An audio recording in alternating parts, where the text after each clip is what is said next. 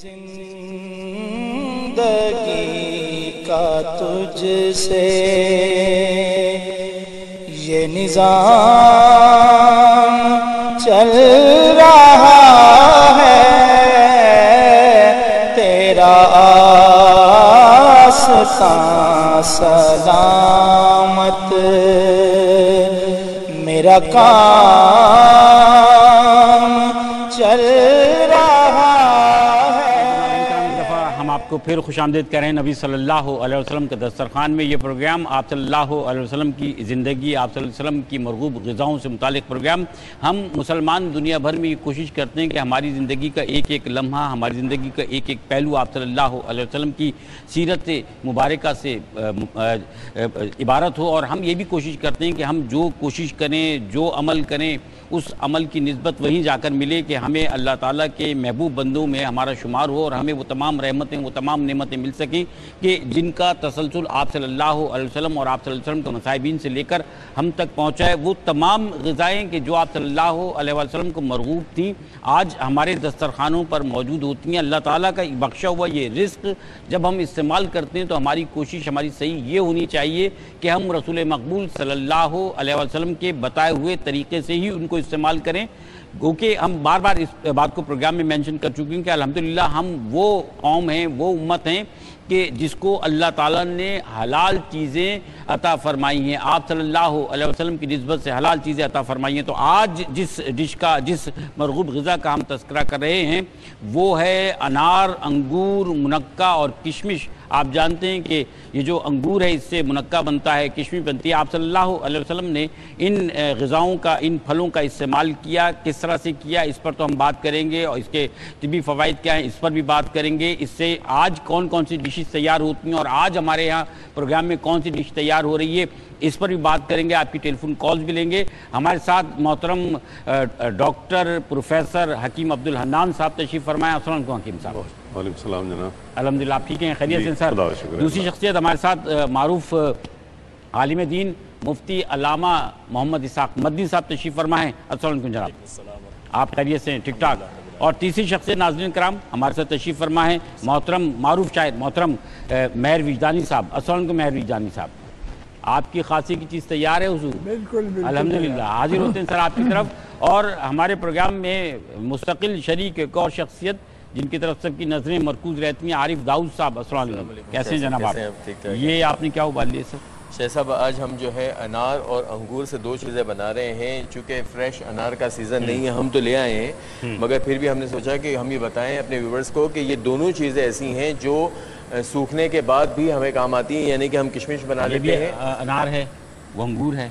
نہیں، میں یہ بتا رہا تھا جی کہ سوکھنے کے بعد جو ہے انگور کشمش بن جاتا ہے، اور انار کا انار دانہ جو ہے وہ پورا سال ہمیں میسر ہوتا ہے۔ تو آج ہم انار دانہ چٹنی بنا رہے ہیں۔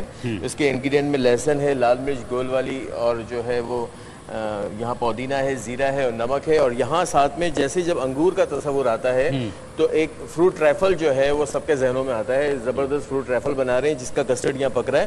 جب ہم بس نیکسٹ ٹائم آئیں گے تو اس کی آگے کی تفصیل آپ کو بتا دیں۔ آپ نے میں کال لیتا ہوں پھر اس کے بعد، کیونکہ میری نظر جو ہے ان چیزوں پہ سے نہیں ہٹ رہی ہے۔ ناظرین کرام ایک کالر ہمارے ساتھ موجود ہے۔ السلام علیکم۔ السلام علیکم۔ وعلیکم السلام۔ تعارف کرائیے جی تعارف کرائیے۔ میں ازمینہ اشرف علی حیدرآباد سے بات کر رہی ہوں۔ جی ازمینہ کیا کہیں گے آپ؟ آپ کا پروگرام بہت اچھا جاتا ہے، بہت شکریہ۔ اور آپ کے شو میں کوکنگ کی جاتی ہے وہ تو بہت ہی پسند کی جاتی ہے ہمارے گھر میں۔ اچھا ماشاءاللہ ماشاءاللہ۔ جی دیکھیں ٹرائی ہم لوگ کرتے رہتے ہیں، اور یہ ہے کہ بہت ساری دینی معلومات اسی شو سے ہمیں ملتی ہے۔ اصل مقصد ازمینہ یہی ہے کہ آپ تک، ہم تک جو دین کی معلومات ہیں وہ پہنچیں۔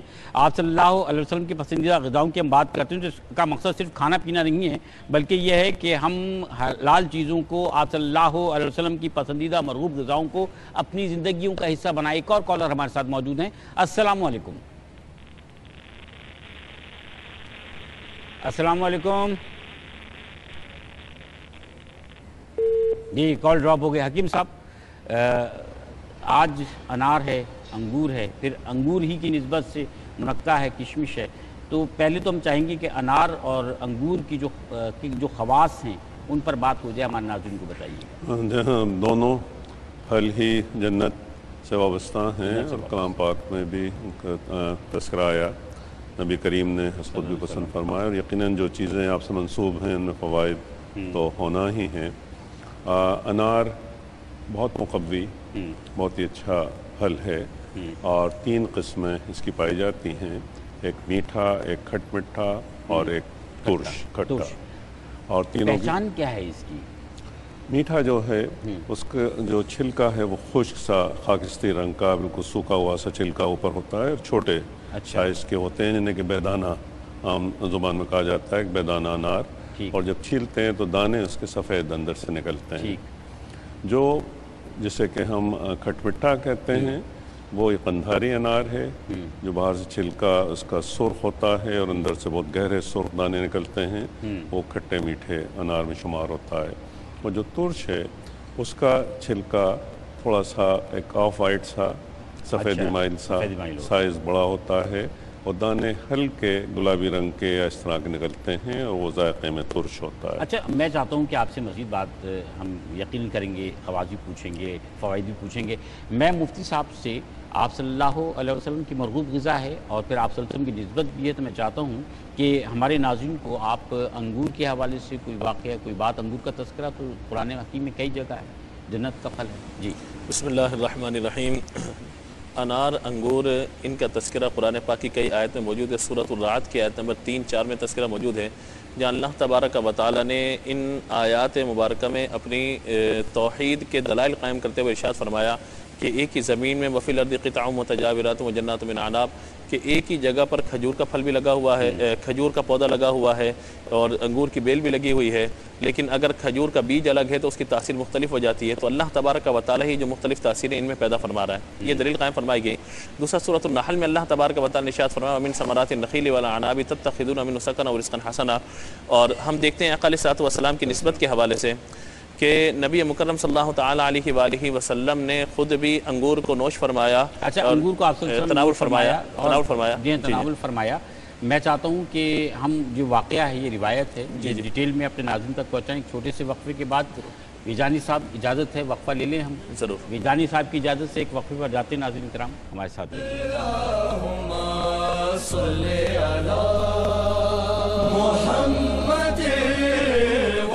رخسار روشن سیدنا ابو بکر صدیق رضی اللہ تعالیٰ عنہ بیان کرتے ہیں، نبی کریم صلی اللہ علیہ وآلہ وسلم کے رخسار مبارک نہایت ہی چمکدار تھے۔ حضرت ہند بن ابی حالہ رضی اللہ تعالیٰ عنہ بیان کرتے ہیں، نبی کریم صلی اللہ علیہ وآلہ وسلم کے رخسار مبارک ہموار تھے۔ حضرت ابو ہریرہ رضی اللہ تعالیٰ عنہ بیان کرتے ہیں، نبی کریم صلی اللہ علیہ وآلہ وسلم کے رخسار مبارک سفید رنگ کے تھے۔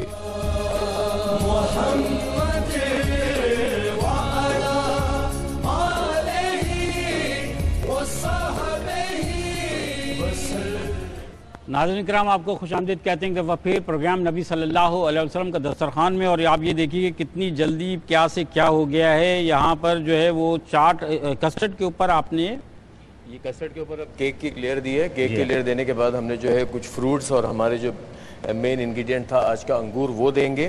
اچھا، اس کے اوپر ایک اور کیک کی لیئر آئے گی، اس کے بعد یہاں پر جو ہے فریش کریم آئے گی، فریش کریم کے بعد جیلی آئے گی، اور اس کے بعد ہمارا جو ہے فروٹ ریفل تیار ہے۔ جو آپ جب تک تیار کیجئے، جی میں اس طرف جا رہا ہوں، اور آپ کے تیار کی ہوئی ساری چیزیں انشاءاللہ آج جو ہے کہیں نہیں بہت سارے لوگوں کا بھلا کریں گے۔ حکیم صاحب، میں آپ کی طرف بھی حاضر ہوا، مفتی صاحب کی طرف بھی، وجدانی صاحب کی طرف بھی۔ آپ کا واقعہ مفتی صاحب ادھورا رہ گیا تھا، آپ روایت بیان فرما رہے ہیں۔ نبی مکرم صلی اللہ تعالیٰ علیہ وآلہ وسلم نے انگوروں کو تناول بھی فرمایا۔ اس طرح سے صحابہ کہتے ہیں کہ آقا علیہ الصلوۃ والسلام نے ایک پورا خوشہ ہاتھ میں اٹھایا اور ایک ایک توڑ کر اسے کھاتے رہے اور اپنے ہاتھ سے دوسروں کو بھی تقسیم فرماتے رہے۔ تو ایک تو یہ عمل ہے کہ خود بھی کھانا، دوسروں کو اپنے ہاتھ سے دینا، یہ تبرک میں بھی اضافہ ہوا اس سے۔ دوسری بات یہ ہے کہ آقا علیہ الصلوۃ والسلام ایک دفعہ نماز پڑھا رہے ہیں، جسے نماز کسوف یا نماز خوف کے نام سے تعبیر کیا گیا۔ نبی مکرم صلی اللہ تعالیٰ علیہ وآلہ وسلم نے دوران نماز ہاتھ بڑھایا اور پھر ہاتھ پیچھے کر لیا۔ صحابہ کرام علیہم رضوان، طویل واقعہ مختصر کیونکہ ہمارے موضوع سے متعلق جو بات ہے، صحابہ کرام نے عرض کیا یا رسول اللہ، آپ نے نماز میں اس طرح کا عمل کیا، ہاتھ آگے بڑھایا۔ فرمایا کہ دوران نماز میں نے جنت کو ملاحظہ کیا، جنت کو دیکھا، تو میں نے جنت کے پھلوں میں سے خوشہ توڑنا چاہا، اور اگر میں اسے توڑ لیتا اور تم تک لے آتا تو تم رہتی دنیا تک کھاتے رہتے، کیونکہ جنت کی نعمت کبھی فنا نہیں ہوتی۔ لیکن فرمایا کہ جب بالآخر جانا ہی جنت میں ہے تو جنت میں جا کر ان چیزوں کو پھر استعمال کیا۔ کیا بات ہے! یہ جنت کے میوے ہیں جن کا ہم تذکرہ کر رہے ہیں، اور یہ جو عام طور پہ فروٹ والے یا دکاندار آواز لگاتے ہیں نا جنت کے میوے، تو ہم اصل جنت کی بات کر رہے ہیں۔ تو آپ فرما رہے تھے کہ انار جو اس کی 3 قسمیں ہوتی ہیں، پھر انگور پر ہم آ جاتے ہیں، پھر انار کی جو طبی فوائد ہیں اس کو بھی ڈسکس کریں گے۔ انگور کے بارے میں بتائیے گا۔ انگور میں شکریلے اجزاء اور گلوکوز اور فرکٹوز وغیرہ کافی ہیں، اور یہ فوری انرجی اور قوت جسم میں پیدا کرتے ہیں۔ اچھا، اسی لیے بیماروں کو، مریض جو کمزور ہیں ان کو انگور کھانے کا مشورہ دیا جاتا ہے۔ اس کے علاوہ تقریباً تمام وائٹامنس اس میں اور انگور کی منرلز زیادہ مقدار کھا لینے سے کوئی نقصان تو نہیں ہے؟ ملین ہیں، کچھ پیٹ صاف ہو سکتا ہے یا اسہال ہو سکتے ہیں، تو ایک حد میں رہتے ہوئے کھانا ملین ہے، مناسب اس کا ہوتا مطلب یہ کانسٹیپیشن میں جو ہے قبض کو دور کرے گا، قبض کو دور کرتا ہے۔ ٹھیک ہے، آپ لوگوں کے ساتھ بلکہ ہمارے ساتھ ہمارے محترم مہر ویجانی صاحب موجود ہیں، گفتگو تو آگے بڑھتی رہے گی۔ تو ویجانی صاحب، آپ کی خاصی کی چیز ملاحظہ فرمائے، آج آپ جنت کے میوے لے کر آئے ہیں۔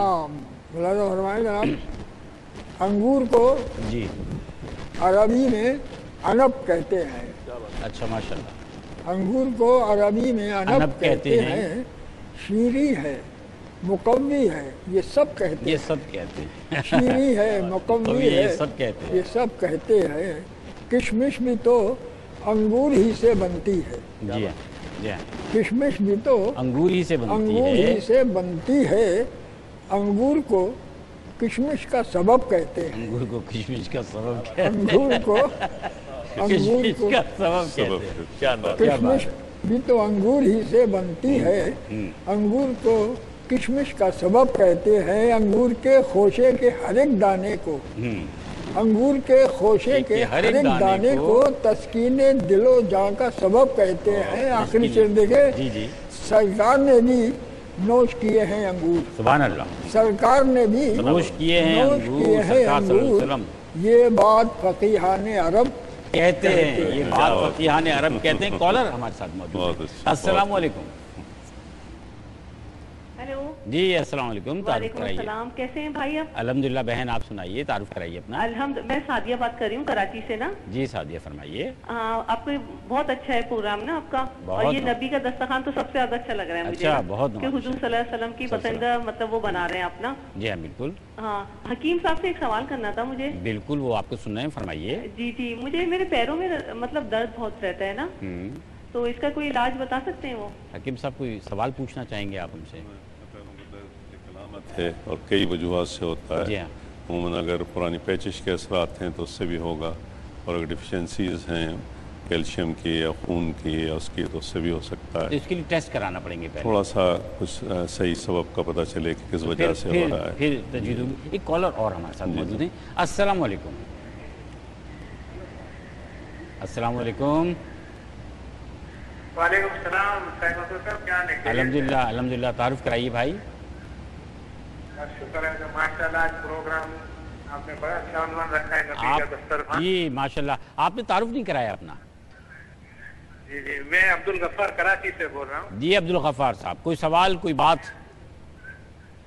سر آپ سے سلام دعا کرنے تھے، سب حضرات کو سلام دینا تھا۔ وعلیکم السلام ورحمۃ اللہ وبرکاتہ، بہت شکریہ، بہت شکریہ۔ اچھا حکیم صاحب، آپ فرما رہے تھے کہ یہ جو ہے انگور جو ہے یہ بیماروں کو بھی دیا جاتا ہے، یہ ملیم ہے، اس لیے کانسٹیپیشن میں بھی یہ فائدہ مند ہوتا ہے۔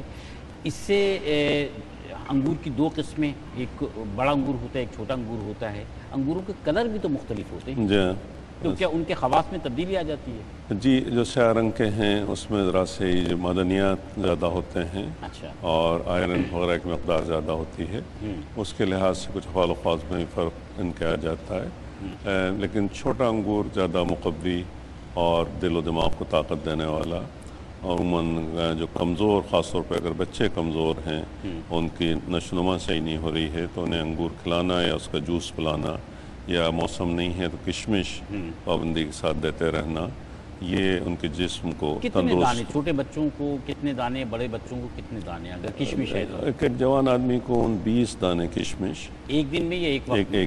ایک وقت میں. ایک وقت میں. اور عموماً اس کا طریقہ یہ ہوتا ہے کہ رات میں بھگو دیتے ہیں 20 دانے، اور اگر بہت وزن کم ہے کمزور ہیں تو 7 دانے بادام کے بھی اس میں بھگو دیتے ہیں. صبح باریک چبا کر اسے کھا لیا جائے اور اوپر سے دودھ پی لیں تو بہت اچھا مقدم. ایک کالر ہمارے ساتھ موجود ہیں. السلام علیکم. وعلیکم السلام. جناب تعارف کرائیے بھائی. جی میں اعجاز بات کر رہا ہوں ڈیرہ غازی خان سے. جی ڈیرہ غازی خان سے اعجاز صاحب فرمائیے گا. جی میں اس کا پروگرام دیکھ رہا ہوں کافی دنوں سے، بہت پسند ہے مجھے آپ کا پروگرام اور بہت اچھا جا رہا ہے. بہت نوازش اعجاز صاحب. اور کچھ بات کہیں گے؟ بات یہ ایک مفتی صاحب سے میں نے قضا نمازوں کے بارے میں پوچھنا تھا. قضا نمازوں کے بارے میں؟ اچھا یہ سوال آپ کا ہم امانتاً اپنے پاس رکھ لیتے ہیں، لیکن کال بھی میرے خیال میں ڈراپ ہو گئی ہے. جی ناظرین کرام ایک چھوٹا سا وقفہ، اور اس وقفے کے بعد انشاءاللہ نبی صلی اللہ علیہ وسلم کے دسترخوان کے لوازمات کو ان کی نعمتوں کے ساتھ ڈسکس کریں.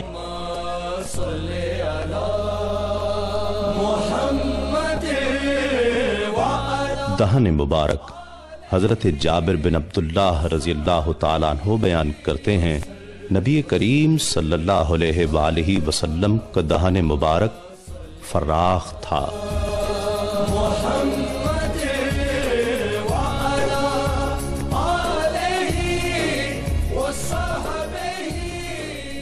ناظرین کرام ایک دفعہ پھر پروگرام نبی صلی اللہ علیہ وسلم کا دسترخوان میں آپ کو خوش آمدید کہتے ہیں. ہمارے ساتھ حکیم عبدالحنان صاحب، مہروی جانی صاحب، مفتی محمد اسحاق مدنی صاحب اور شیف عارف داؤد صاحب موجود ہیں. ایک کالر لائن پر ہیں. السلام علیکم.